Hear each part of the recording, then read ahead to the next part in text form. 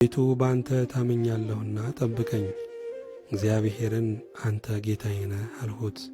ካንተ በቀር በጎነት የለኝም። ፈቃድ ሁሉ በምድር ባሉት ቅዱሳንና ክቡራን ላይ ነው።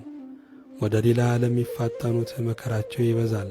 የቁርባናቸውንም ደም እኔ አላፈሰውም፣ ስማቸውንም በከንፈሬ አልጠራም። እግዚአብሔር የርስቴ ዕድል ፈንታና ጽዋዬ ነው። ዕጣዬንም የምታጠና አንተ ነህ።